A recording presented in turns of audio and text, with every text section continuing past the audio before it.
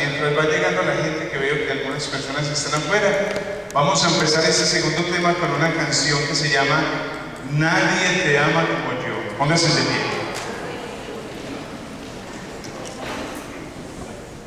Recuerde que en la canción es Jesús el que le está hablando a usted.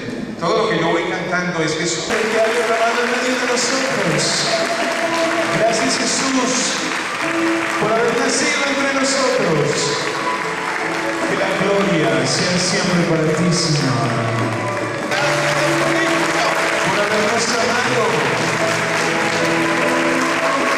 por esa bendición tan grande que ha derramado en medio de nosotros.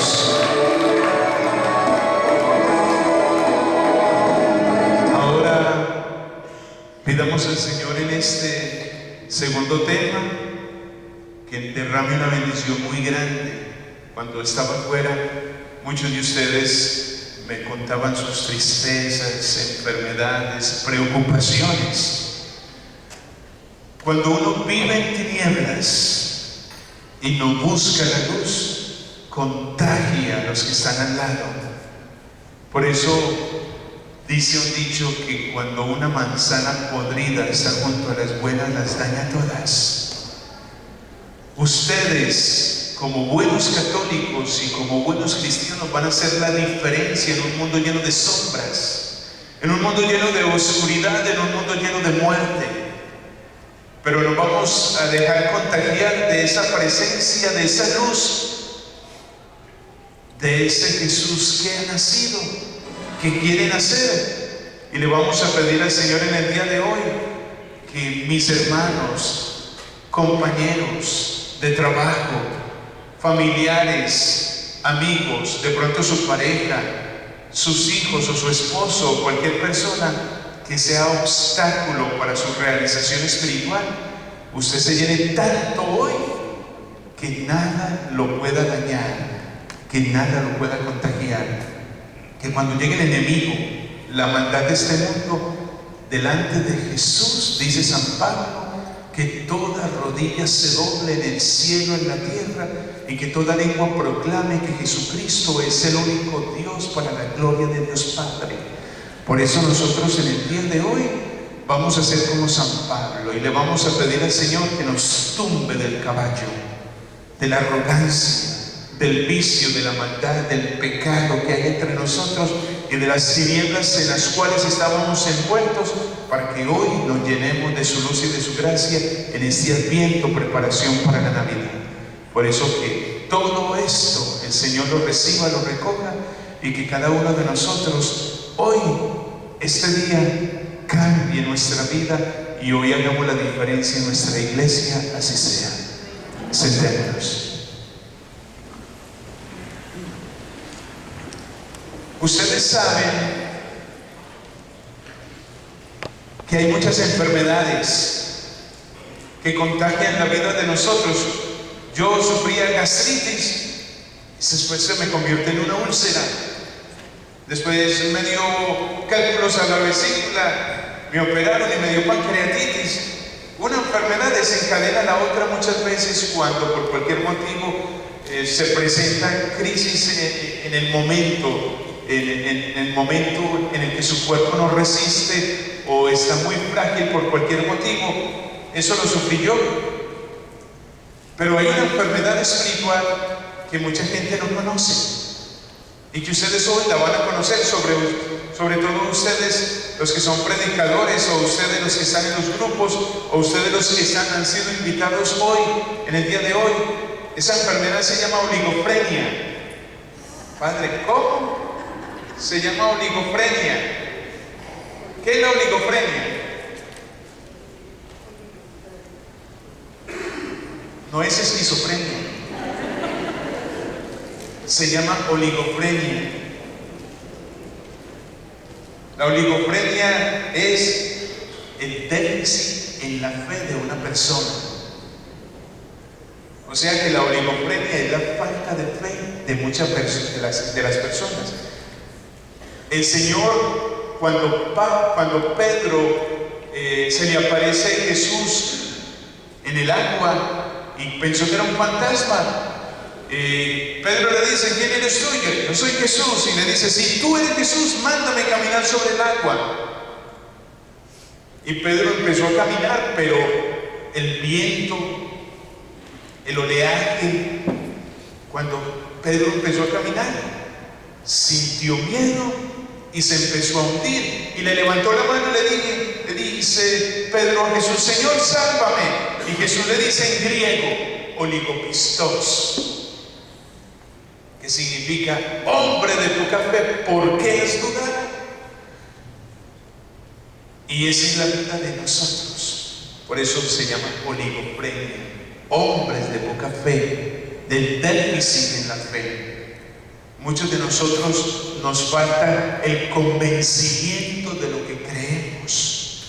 Muchos de nosotros a veces venimos a la misa, recibimos la comunión, pero no sabemos el sentido de lo que estamos recibiendo y no estamos muy convencidos de lo que creemos. Un señor por allá, me acuerdo que después de tantos años de vivir en Italia y por aquí, me fui para el pueblo y se cambió a la religión protestante. Y yo le dije: ¿qué hubo, José? ¿Cómo estás? Y me dijo: ¿cómo le va a Fernando? Y ¿cómo así? ¿Fernando o padre Fernando? No, Fernando, porque padre no sé si le dice sino a Dios. Y, ay, no me digan que usted se me lo dañaron. Sí, yo encontré la luz, yo encontré la verdad. ¿Cómo así? ¿Dónde está? Es que no la habías encontrado en la iglesia. No. Y entonces empecé a hablar con él, a explicarle. Y es que hay un dicho que dice: católico ignorante, próximo protestante. Entonces una persona que no conoce su religión, que no conoce su fe, lo convencen de una manera fácil y sale y se va. Entonces le decía yo a ese señor: hay más de 6.000 religiones en el mundo. La Iglesia Católica fue la mamá de todos, es la mamá de todos, porque desde el año de 1525 empezó con Martín Lutero y Calvino, que eran sacerdotes, se separaron de la iglesia y empezaron la división dentro de la iglesia, pero antes no existían.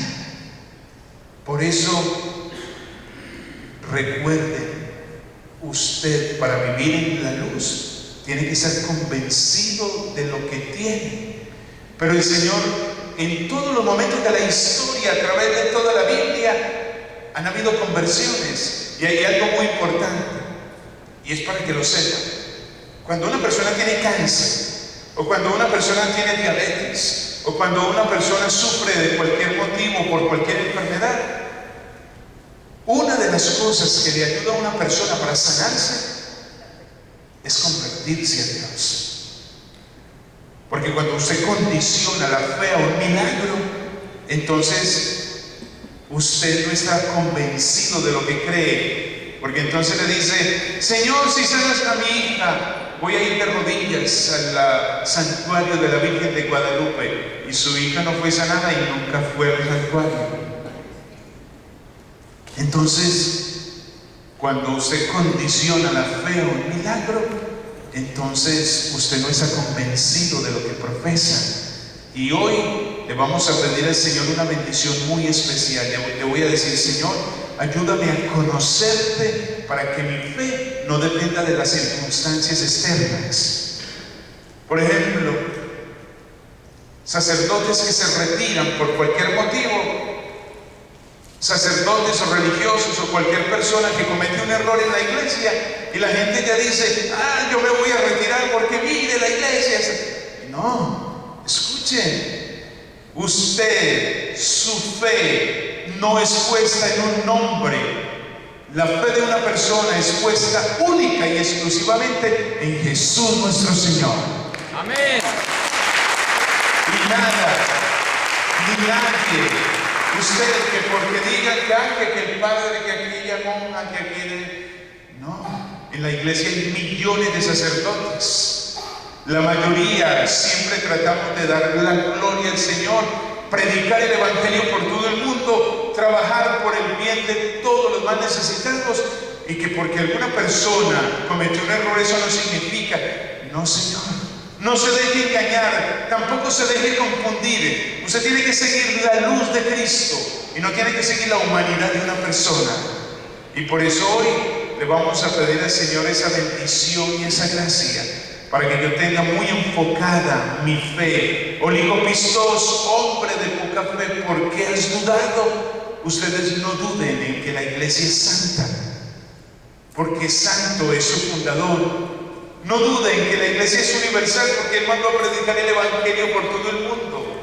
No duden que la iglesia es una, porque Jesús le dijo a Pedro: tú eres Pedro, y sobre esa piedra edificaré mi iglesia, y el poder del infierno no la derrotará. Por eso nosotros no nos dejemos ni engañar ni confundir, porque en el mundo hay muchas personas que por muchos intereses o porque de pronto no tienen una base sólida en su fe, se dejan engañar por personas que predican muy bonito, que les enseñaron la Biblia. Pues vaya a los cursos bíblicos de su parroquia, participe en retiros, conozca y crezca siempre, para que de esa manera usted viva en luz y no en sombras. Miren lo de San Pablo: para mí la vida es Cristo y la muerte una ganancia. Líbreme, Dios, de gloriarme si no es en la cruz de Jesús. Y es precisamente lo que nosotros vamos a hacer en el día de hoy. Le voy a decir: Señor, túmbame de mi caballo, túmbame. Porque Pablo, ese hombre de los más inteligentes de su gente, del judaísmo, él predicaba la religión de sus antepasados. Y para él el judaísmo, su religión de los judíos, era lo más grande. Por eso él se puso a perseguir a los cristianos. Pero cuando Jesús lo tumbó, lo encegueció, pero lo iluminó. Y después, en su ceguera: ¿quién eres tú? Cuando Jesús le dice: Pablo, Pablo, ¿por qué me persigues? ¿Quién eres tú que no te veo? Yo soy Jesús a quien tú persigues. Porque cuando uno persigue a Jesús, cuando uno no confía en Jesús, vive ciego. Y de ahí en adelante, él, en medio de su ceguera, en medio de haberlo tumbado de su caballo, ese hombre, el más perseguidor, uno de los más asesinos, pero también de los más inteligentes de su pueblo, además porque tenía sangre judía con sangre griega, entregó todo su liderazgo, toda su energía, toda su vida al servicio de Jesús. Y por eso hoy, nuestro talento, nuestro carisma, nuestra vida, nuestra persona, hoy, en este día de luz y de sombras, se lo vamos a entregar al Señor y le vamos a decir: Señor, ayúdame a conocerte para poder entregarme a ti, porque nadie ama lo que no conoce. Oigan, nadie ama lo que no conoce. Y por eso hoy, cada uno de nosotros vamos a tener un compromiso cristiano, pero muy grande, radicado y fundamentado solamente en Jesús y en su palabra. Y le vamos a pedir al Señor esa gracia. Juan 15, 1, 17. Yo soy la vid, produzcan muchos frutos.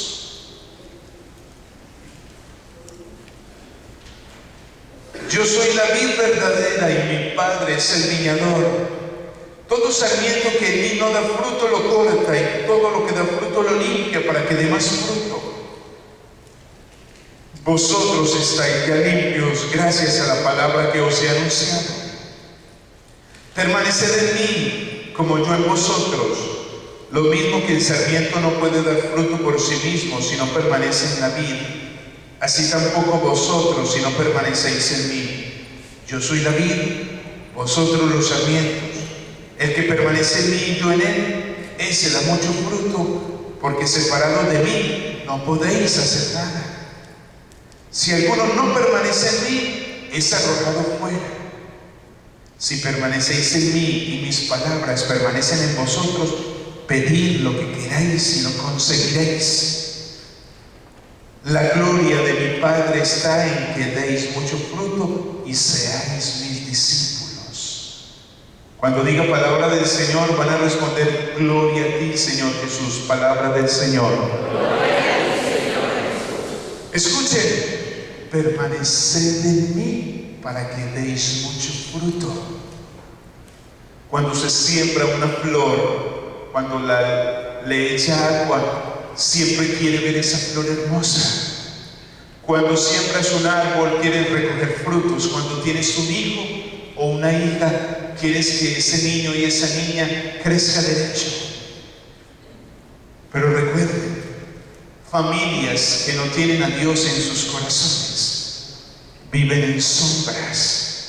Y cuando hay problemas, cuando hay dificultades, la tribulación llega a esa familia, y si no buscan a Dios, se pierden.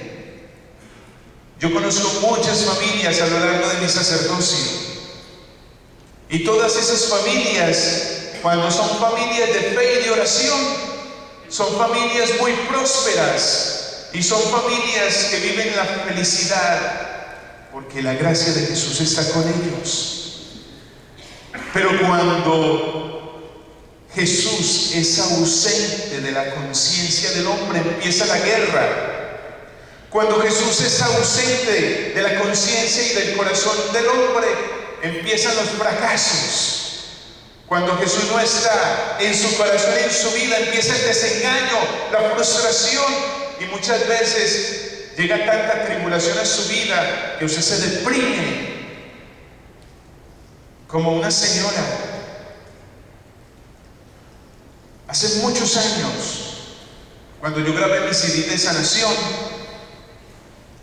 yo estaba predicando en Pensilvania, creo que hace como 6, 7 años, cuando va llegando una señora al retiro y va gritando: ¿quién es el Padre Fernando? Yo iba a empezar a predicar. Miren, va a empezar a predicar, y llegó y se me tiró encima. Señora, ¿qué le pasa? Padre, Dios lo bendiga, usted me ha salvado. Pero señora, yo no la conozco. ¿Qué le pasa? Y llorando me dijo: se le murió su esposo, y se le murieron sus 3 hijos en un accidente. Toda su familia murió. Ella quedó sola y se echó a la depresión y se tiró a la cama. Y cuando se tiró a la cama, no comía, se estaba volviendo delgada. Los doctores los echaban. Eso era llorar, llorar y quedarse ahí acostada. Venían los grupos de oración, le llevaban predicadores, y la señora no les hacía caso a nadie. Una de las líderes del grupo de oración, después de llevarle predicadores, sacerdotes, personas que le fueran a orar, etcétera, etcétera, como que se cansó la señora. Y a esa señora le había llegado el CD de Sáname, Señor. Y la señora le dijo: vea, llevo 1 año viniendo casi todos los días a orarle, trayéndole cuántos predicadores y sacerdotes no han pasado por aquí, y usted se quiere morir. Pues si se quiere morir, esa es la última vez que voy a volver acá. Aquí le voy a traer este CD. Se lo puso en la mesa y le dijo: si usted, me dijo una expresión, le da la gana, escúchelo, y si no, muérase si él lo quiere. Y la señora esa señora me contó que se fue para el baño, y cuando se fue para el baño, en el CD está el rostro de Jesús. Lo miró así. Ella dice que cuando miró el CD, vio una luz en la figura del rostro, y se fue para el baño. Cuando volvió, se iba a acostar y miró así, y vio otra vez ese reflejo, y le dio la curiosidad por lo de la luz de escuchar. Esa señora escuchó el CD y dice ella: Padre, era un solo dolor, una sola lágrima, pero a medida que yo lloraba, como que me cargaba de energía.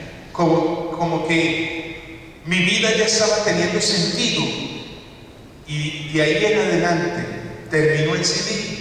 Esa señora solita se bañó, se arregló, salió, se liberó, y esa señora dice que vivía en sombras, y a través de ese CD, para la gloria de Dios, empezó a vivir la luz de Cristo. Y hoy, ¿cuántas personas, cuántas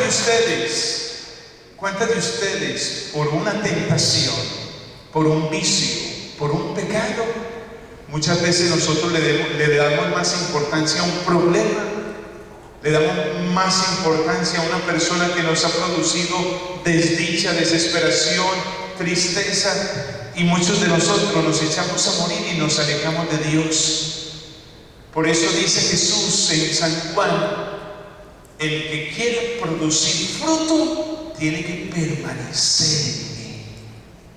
Y por eso hoy le vamos a decir: Señor, yo quiero permanecer en ti. Pero recuerden que en este mundo tan moderno, los que vemos internet y hasta uno está metido en el internet, y vienen imágenes, invitaciones, tentaciones. ¿Cuántos de ustedes? Cuidado. Usted permanezca firme y usted es capaz de superar cualquier cosa. Una vez iba a bendecir una casa, y cuando fui a bendecir la casa, yo me fui sin cuello así, y nadie me conocía en la casa. Y cuando fui, la señora me dijo: ay, padre, esperen 5 minuticos porque vienen en camino de Queens, por favor. Y entonces, vaya a sentarse. Entonces me mandó para el patio, y ahí estaban todos los hombres, y las mujeres estaban aparte. Yo parecen musulmanes. Y entonces me fui con todos los hombres, y como yo iba así sin cuello y sin nada, pues me senté, nadie me conocía. Ustedes saben de qué estaban hablando, de cuántas mujeres había tenido cada uno. Y empiezan los hombres y se reían y miraban: que no me vea mi esposa. Mire, yo cuando me voy a vacaciones, por allá tengo mi amiguita, pero además de esa tengo otra que la reemplaza de vez en cuando. Y se reía y le dice: hombre, yo no sé cuántas mujeres he tenido en mi vida, pero y empiezan a hablar de mujeres, y cada uno hablaba, y llegó mi turno. Cuando yo iba a hablar, se apareció la señora, la dueña de la casa, y le dice el señor de enseguida: oiga, ¿y ese cuándo va a venir ese cura pues a bendecir? Mire que lo estamos esperando. Y dice la señora: está al lado suyo. Y ese señor bajó la cabeza, todos esos hombres bajaron la cabeza. Y después le dije: ahora me toca mi turno, a confesarse todo. Venga, vamos a empezar la celebración. Y empiezo yo: en el nombre del Padre, del Hijo, del Espíritu Santo. Ahora vamos a pedirle perdón al Señor de todos nuestros pecados. Y todos los hombres eran así. Y ahí aproveché para darle un mensaje a todos los hombres. Y le dije a los hombres: un hombre no es más hombre por las mujeres que tenga. Un verdadero hombre es aquel que le es fiel a una mujer y a una familia. Ese es un verdadero hombre.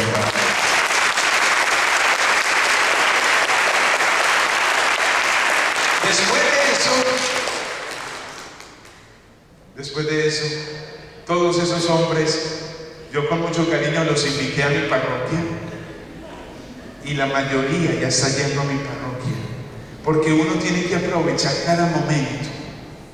Por ejemplo, ustedes que les toca vivir en ciertas circunstancias con muchas personas, cuando tengan oportunidad de llevar un mensaje, llévenlo con alegría, llévenlo dándole esperanza a la gente, y nunca diciéndole que si no viene a la iglesia se condena, sino con esperanza.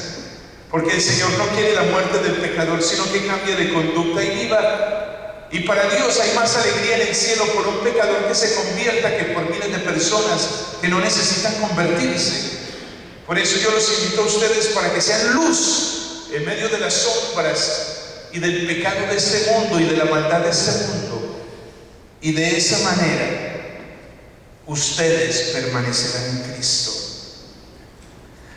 Permanecer en Cristo, escuchen, no significa solo hacer coincidir nuestro actuar, pensar y desear con su voluntad, sino que requiere un constante empeño en el amor. La inconstancia en el amor se llama volubilidad. Por eso uno siempre dice, esa persona muy voluble, unas veces es así, otras veces es así. Esa inconstancia, esa falta de perseverancia, es la falta de fe en el hombre, por eso se llama oligopistos. Yo le digo a la gente que la crisis en el mundo no es crisis económica, sino crisis de fe. Cuando Dios no está en el corazón de las familias y de las comunidades, entonces empezamos a pensar de otra manera. Dice Tomás Hobbes, el famoso filósofo inglés, el hombre es un lobo para el hombre, porque vivimos en una competencia desenfrenada, donde cada uno busca sus propios intereses. Es como cuando se tiene un negocio y el otro, descuento del 20%, y el del otro le pone descuento del 50%, después el otro le pone descuento del 70% y del otro después le pone lléveselo gratis. ¿Cuánta competencia hay en este mundo? Precisamente porque el hombre se ha alejado de Dios. Por eso hoy le vamos a pedir que nosotros no seamos volubles. Un amor que no decae, sino que afronta y resiste a las dificultades de la vida. A pesar de los golpes, de los ataques, permanecemos firmes en el amor. Este amor se fortalece y se purifica cuando Cristo está en el corazón del hombre. Por eso la luz vino al mundo y los hombres prefirieron las tinieblas a la luz. Ahora en Navidad, escuchen, díganle a la gente, a sus hijos y nietos, que Navidad no es un regalo, que Navidad no es una cena solamente. Dígale a la gente, a la familia, que Navidad es el nacimiento, el recuerdo de que un hombre, de que un Dios se encarnó y se hizo hombre. Ese se llama el niño Jesús que llamamos. Y ahí en ese Jesús, cuando Jesús se encarna, toma la condición del hombre, igual a nosotros menos en el pecado. Y Jesús asume el pecado del hombre sin contagiarse del pecado para darnos una nueva vida. Y Él permanece en nosotros, pero la diferencia es que nosotros muchas veces no queremos permanecer en Dios. Escuchen, tentaciones, sombras, vicios, esclavitud. Muchos de nosotros nos volvemos esclavos de muchas cosas. Muchos de nosotros nos volvemos adictos a muchas cosas. Me acuerdo en Colombia un señor que me dice: padre, mi esposa es adicta a las compras. Se llama compradora compulsiva. Y yo no me había dado cuenta de su padre cuando me llegan biles y cuentas altas, cuando me doy cuenta de que mi esposa lo que ve lo compra. Tuvimos que hacer una terapia espiritual a la señora para que cambiara. Pero el problema es que cuando uno no tiene a Dios, ni tiene fe, ni tiene oración, uno no tiene bases ni fuerzas para ser capaz de vencer al enemigo cuando nos llena de tentación. Entonces nos volvemos adictos al mundo. Pero nosotros nos tenemos que volver adictos a Dios. Hoy le vamos a decir: Señor, ayúdame a ser adicto, a tener adicción, pero a la oración. Ayúdame a ser adicto, tener adicción por la Eucaristía. Que yo sea adicto a amar y a respetar a los demás, sin importar quién es o qué intereses tenga. Y de esa manera estaré trabajando las palabras de San Pablo. Pablo, perseguidor, se convirtió en un predicador, y hoy cada uno de ustedes también le va a pasar lo mismo, pero que no le pase lo de la loca. ¿Se acuerdan? Cuando yo vine les conté lo de la loca, ¿o no? ¿No? No. ¿A usted sí se acuerda? Usted sí. ¿Usted es la loca? ¿Se sabe lo de la loca? No. Lo que pasa es que en los boricuas, ecuatorianos, mexicanos, dominicanos, usted cubano, de donde venga, colombiano, para todos el manicomio es un lugar donde hay locos, ¿no es cierto? Entonces contrataron a una loca, a una psicóloga. Contrataron a una psicóloga al manicomio para que detectara las que estuvieran menos locas, menos locos, porque había mucha sobrepoblación de locos. Y entonces la psicóloga empezó a observar. En la mitad de del manicomio había una piscina y había un loco que estaba caminando así. Y el loco trastabilló, cayó a la piscina y se hundió. Y cuando se hundió, una loca que venía detrás vio que no salía el loco y se tiró, sacó el loco y hasta respiración boca a boca le dio. Salvó al loco. Y cuando la psicóloga vio a esa loca que salvó al loco, la psicóloga quedó loca. La psicóloga se fue para donde el administrador y le dijo: mire, esa señora le salvó la vida a ese loco. Eso no es estar loco. ¿Quién va a dar la vida por otra? Solamente Dios, Jesús, da la vida por el mundo. Esa señora arriesgó su vida. Y entonces le dice el administrador: ok, mire la carta, désela personalmente y dígale a esa señora que ya puede salir del manicomio. Entonces llega la psicóloga, se va para el cuarto de la loca y le toca. Le abre la loca. Buenas tardes. Le dice la psicóloga: señora, le tengo una noticia buena y una mala. Le dice la loca: dígame primero la buena. Y le dice: la buena es que hoy yo fui testigo del acto heroico que usted hizo por ese señor y le salvó la vida. Señora, usted no está loca. ¿Quién da la vida por otro? Tenga su carta, ya se puede ir. Y le dice la loca: ah, si esa es la buena, ¿cuál es la mala? Y le dice: la mala es que desafortunadamente el hombre que usted salvó se suicidó. Y le dice la loca: ¿cómo que se suicidó? Y le dice la psicóloga: sí, esta mañana lo encontramos colgando en el baño. Y le dice la loca: ay, no, él no se suicidó, yo fui que lo dejé secando.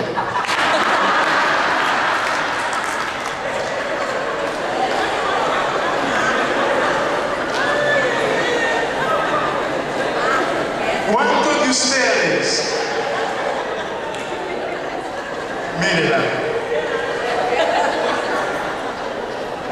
¿Cuántos de ustedes son como esa loca?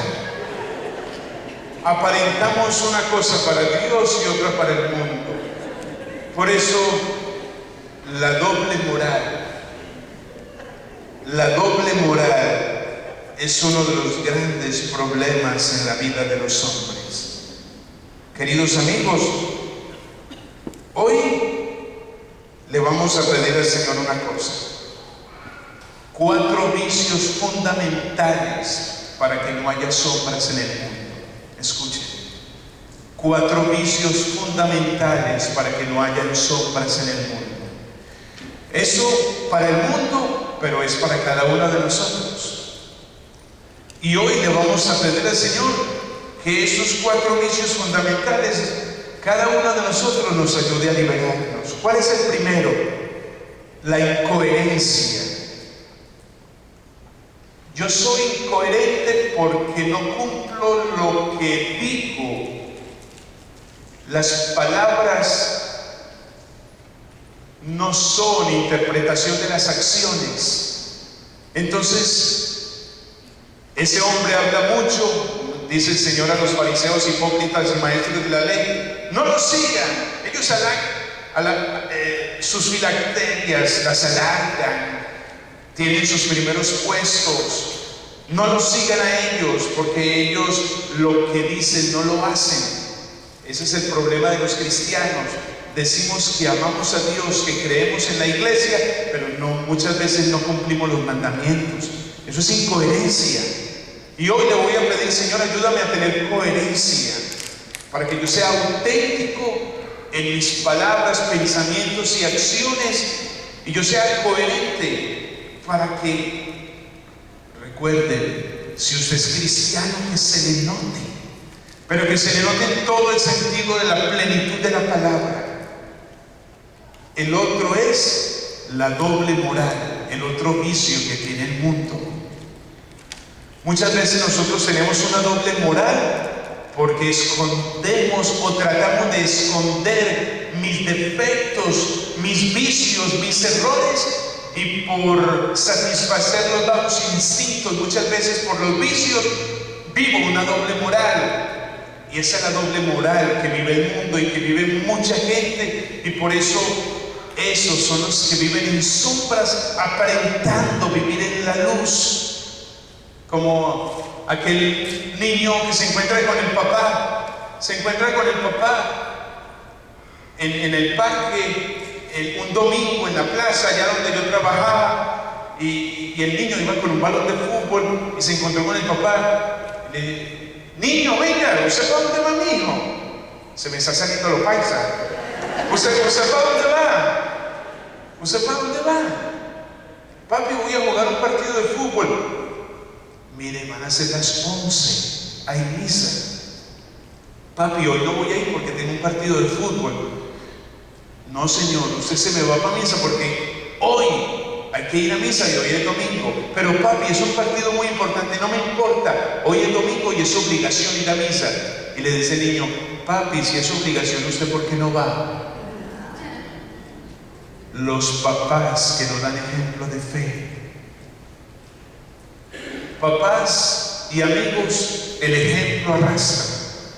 Y por eso hoy le vamos a pedir: Señor, libérame de la doble moral y de todas aquellas cosas que en el vicio de la vida, muchos que tienen vicios ocultos, no quieren que nadie los sepa, pero vienen a la iglesia igualitos. Hay una doble moral que se la voy a decir, y son aquellas personas que critican y difaman la vida de los otros. Hay unas personas que tienen una doble moral, vienen a la iglesia, comulgan, pero tienen una lengua para dañar la vida de otros. Entonces esa es una doble moral, porque los labios y la boca sirven para alabar y bendecir, y no para dañar y maldecir. Por eso, si usted tiene algún vicio o algún problema con una persona, hoy libérese y dígale: Señor, ayúdame a controlar mi lengua porque es motivo de doble moral en mi vida. Y cuando yo me libero de mi doble moral, le pido: Señor, que fulanita que me dijeron que mi verdad, se inventan la historia de los otros. Yo hoy le voy a consagrar mi lengua y mi boca al Señor, para que yo nunca hable mal de nadie. Y se lo digo porque yo tengo mucha experiencia en eso, porque yo visito, además de mi trabajo en los Estados Unidos, yo viajo por todo el mundo, por todos los estados, una vez o 2 veces al mes. Y por eso mucha gente que viene, que me dice que mire, que cuidado con aquel, que cuidado con aquella, que...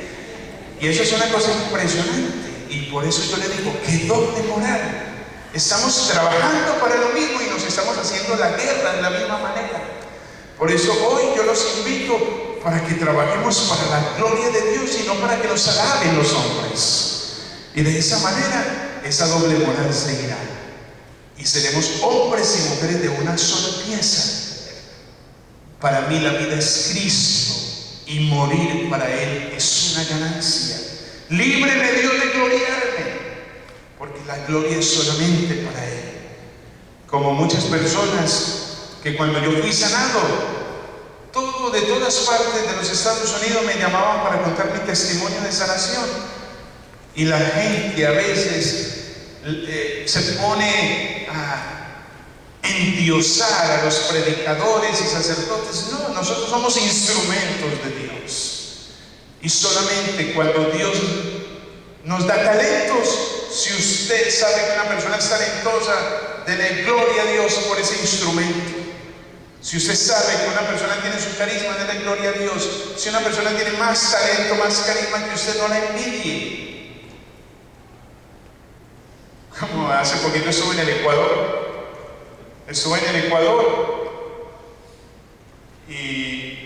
Y fue algo un poquito. En el Ecuador estuve allá llevando una donación para un asilo de ancianos de parte de la fundación, que hicimos una actividad, y fui allá por allá en un pueblo, y el padre estaba todo prevenido conmigo. Mire, yo soy el padre Fernando. Sí. Y agachó la cabeza. ¿Y qué? ¿Qué necesita? Y el padre, vengo de Nueva York, le voy a celebrar misa de sanación. Sí. Es que todas las misas son de sanación. Y yo le dije, padre, yo sé que todas las misas son de sanación, pero ¿por qué está tan prevenido? ¿Qué le pasa? Es que ustedes, los carismáticos, padre, un momentico, pero cada sacerdote y cada predicador y cada grupo es diferente. Es que ustedes vienen aquí, celebran la misa y se llevan la plata. Y yo le digo, ¿cómo así, padre?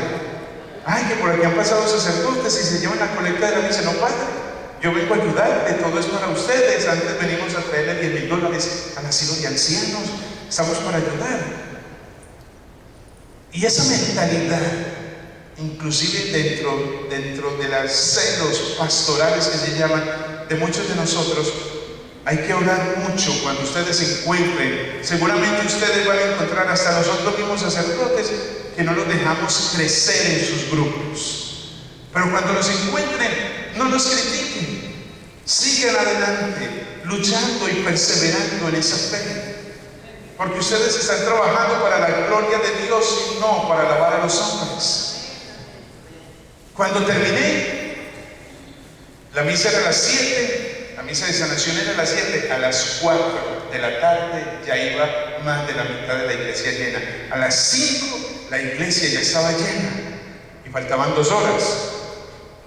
Después a las 6 todos los corredores estaban llenos. Y cuando yo entro a la iglesia, casi que no, saco el Santísimo en el momento, después de la comunión, en el momento de sanación, y en la puerta veo que todo el mundo en la plaza empezó a aplaudir, y es que había una parte en la iglesia, otra en la plaza. Habían puesto una bocina para que la gente escuchara la misa. Había más de 3,000 personas en la misa. Y cuando me fui, el padre dijo, padre Fernando, le pido perdón, porque usted me ha dado una lección. Todos los sacerdotes no son iguales.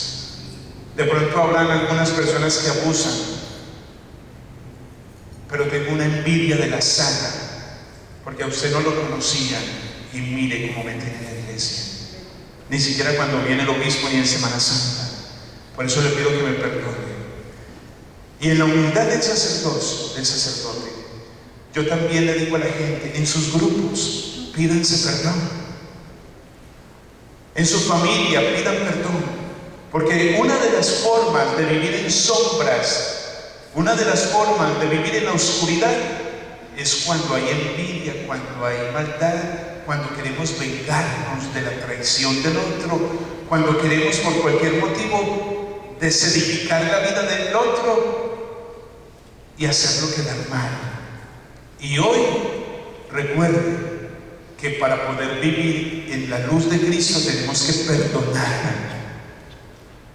Tenemos que perdonar. Y hoy le vamos a pedir al Señor esa gracia, que nos ayude a perdonar para poder sanar. Una vez estaba yo en Italia,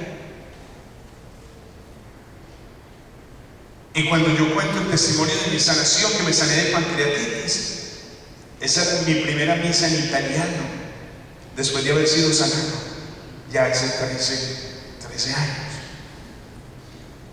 Yo estudiaba en Roma y trabajaba en Venecia. Cuando le digo a la gente que yo fui sanado, etcétera, etcétera, todo el mundo se levantó a aplaudir y lloraban esos italianos por ese sacerdote extranjero que recibió sanación en un pueblo, en su pueblo, fuera de su tierra. Y después, todo el mundo me hizo fila para saludar. Pero había una pareja que lloraba y lloraba y seguían llorando.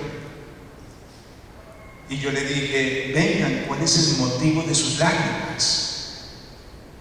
Y me dicen, Padre, estamos sorprendidos y agradecidos por su presencia y ese testimonio suyo de que fue sanado de pancreatitis. Hoy el Señor dijo, yo quiero preguntarle, Dios, ¿por qué lo sanó a usted de pancreatitis? Y mi hijo, la semana pasada, murió con cólicos al páncreas, como usted los conocía también. Porque Dios lo sanó a usted y a mi hijo, ¿no? Y el Señor era así como desafiante, porque Dios, si es tan bueno, lo sanó a usted y a mí, ¿no?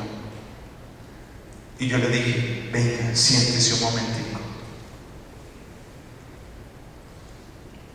Libérese de esa tónica de agresión con la que me está hablando. Todos tenemos un día para nacer y un día para morir.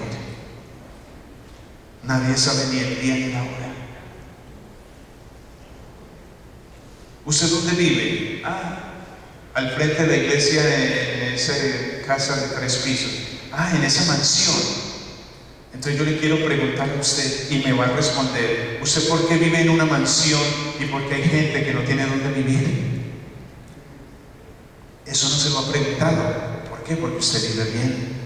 Pero eso no se lo ha preguntado a Dios. Porque la vida es así. Unos viven en la pobreza, otros en la abundancia, otros tienen accidentes. Usted no me vaya a decir por qué una persona tiene un accidente, porque la libertad de la vida, los cuerpos son diferentes. Las medicinas son diferentes. Si su hijo era el día de morir, pues tenía que morir porque era el día de él. Mi día no era ese. Por eso usted no se ponga. El Señor empezó a llorar. ¿Y sabe qué me dijo? Padre, me quiero confesar. Y yo le dije, pues, dime tus pecados. Y empezó a pedir perdón de una, de otra cosa. Y me pidió perdón de una cosa que se la voy a compartir. Y yo nunca se la he dicho a nadie. Me dijo, Padre, ayúdame.